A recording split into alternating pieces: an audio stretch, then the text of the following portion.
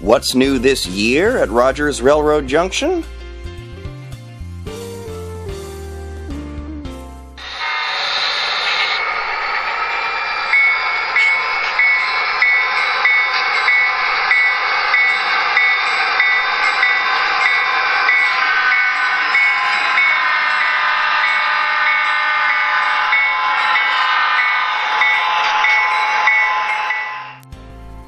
It's Santa Fe all the way! Yes, Rogers is starting off the new year with a color combination that Cub Scouts and fans of Michigan athletics can really appreciate. It's a trio of new diesels in the offering, starting with Athearn Genesis, who brings their A game with EMD F45s. First ordered by the Santa Fe in 1968, the F45 was essentially a standard SD45 locomotive, equipped with full-width cowl-style car body. It was a decision made by Santa Fe management for aesthetic reasons, but for railroads such as Great Northern and the Milwaukee Road, who were known for operating in harsh winter climates, the prospect of protecting their crews from the elements made the design attractive for an entirely different reason.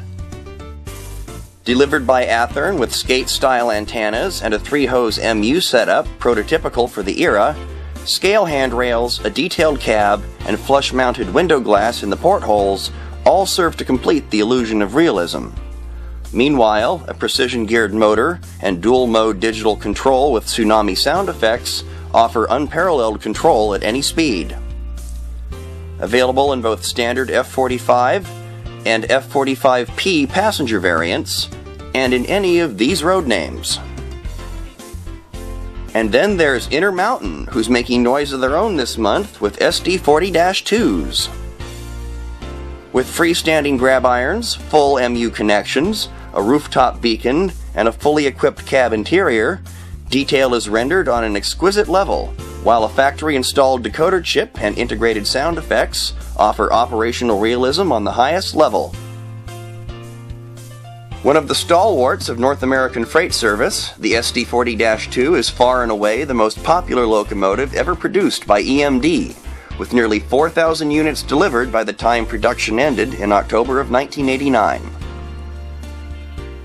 And then there's 4-axle power, for those whose layouts suffer from tightness of curves.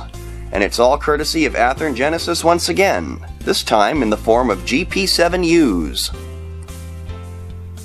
Rebuilt from standard GP7s by the Santa Fe's shops between 1972 and 1981, these units all received chopped noses for improved visibility, squared-off Topeka cabs, rooftop air conditioners, and removal of their dynamic brakes, which allowed for the installation of more efficient exhaust systems.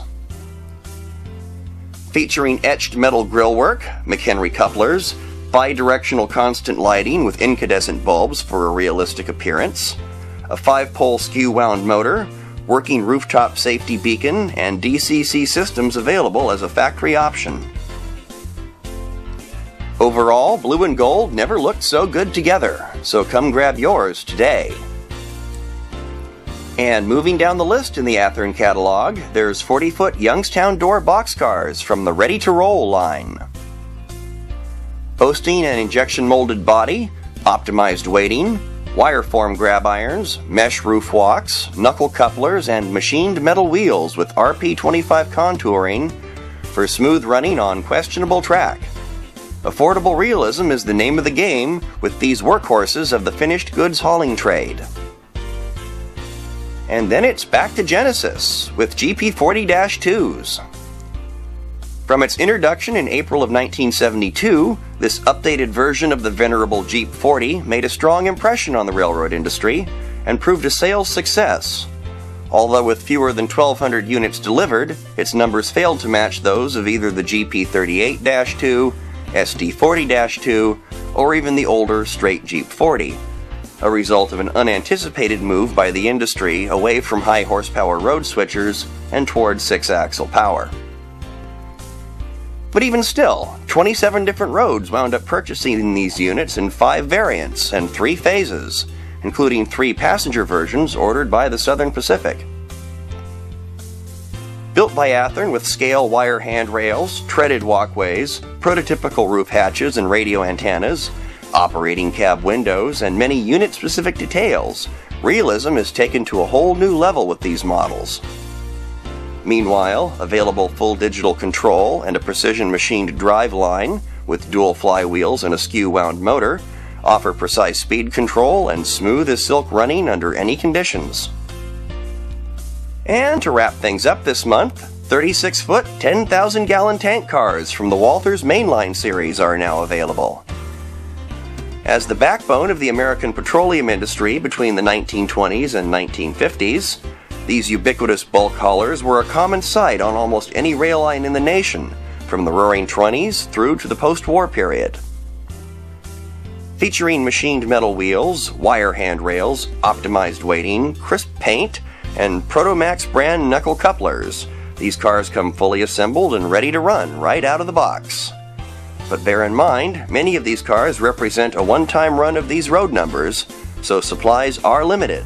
Grab yours before they're gone. So start your new year off right. Swing on by and treat yourself here at Rogers Railroad Junction today.